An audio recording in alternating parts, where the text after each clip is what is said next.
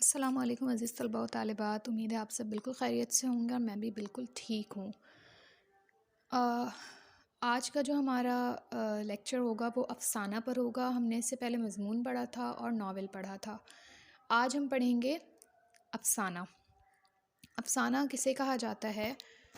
اور لیکچر شروع کرنے سے پہلے آپ سب سے ریکویسٹ ہے کہ میرے چینل کو سبسکرائب کریں، ان بچوں تک ضرور شیئر کریں جو اردو کے لیے خاصے پریشان ہوتے ہیں، ٹھیک ہے؟ اور جو بچے کلاس 8 میں ہیں یا کلاس 9 میں ہیں ان تک اس چینل کو ضرور پہنچائیں۔ ہم چلتے ہیں اپنے لیکچر کی طرف۔ افسانہ پیج نمبر آپ کی کتاب کے صفحہ نمبر 66 میں ہے، پیج نمبر 66 میں۔ اب بہت ہی مختصر سی اس کی تعریف ہے، بہت زیادہ مشکل نہیں ہے، ٹھیک ہے؟ جس طرح آپ کو سلائیڈ میں بھی اس کی ڈیفینیشن نظر آ رہی ہے، لکھا ہے افسانہ جس کو شارٹ سٹوری بھی کہا جاتا ہے، اس سے مراد نثر میں ایک مختصر سادہ قصہ ہے جس میں زندگی کے ایک پہلو کو بے نقاب کیا گیا ہو۔ یہاں پر کیا لکھا ہے؟ افسانہ کو آپ مختصر کہانی کہتے ہیں، یعنی شارٹ سٹوری کہتے ہیں۔ بہت زیادہ طویل قصے کہانیاں اس میں نہیں ہوتی ہیں، مختصر کہانیاں ہوتی ہیں جسے ہم افسانہ کہتے ہیں، ٹھیک ہے؟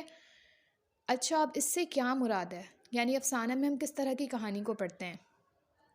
افسانہ میں اگر ہم کوئی ایسی کہانی پڑھ رہے ہیں، کوئی ایسی تحریر پڑھ رہے ہیں جس تحریر میں مسلسل کسی ایک موضوع کو لے کر یا کسی ایک خاص بات کو ظاہر کیا جا رہا ہو، یعنی جب ہم اس کہانی کو پڑھیں تو اس کہانی کو پڑھ کر ہمیں ایک خاص زندگی کا پہلو سمجھ آئے، اسے ہم افسانہ کہیں گے۔ ابھی بھی اگر بات سمجھ نہیں آئی تو میں اس کو مزید آسان کر دیتی ہوں۔ مثال کے طور پر آپ نے کوئی کہانی پڑھی، ٹھیک ہے، جو کہ افسانہ تھی، شارٹ سٹوری تھی۔ اب آپ نے جب اس کہانی کو مکمل پڑھ لیا تو اس کہانی کو پڑھنے کے بعد آپ نے یہ دیکھا کہ اس کہانی میں ہم نے ناانصافی ہوتے ہوئے دیکھی تو یہ زندگی کا ایک پہلو ہے، یا انصاف ہوتے ہوئے دیکھا تو انصاف زندگی کا ایک پہلو ہے، یا ہم نے سچائی کو ظاہر ہوتے ہوئے دیکھا تو زندگی کے کسی ایک پہلو کو افسانہ میں بے نقاب کیا جاتا ہے۔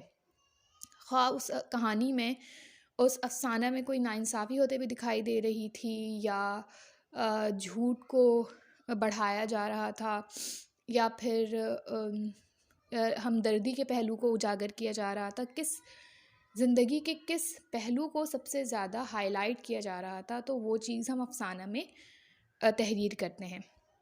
دو ہی باتیں آپ کو اس میں یاد رکھنی ہیں جو آپ کے لیے خاصی اہم ہیں آپ کے ایگزامس کے لیے۔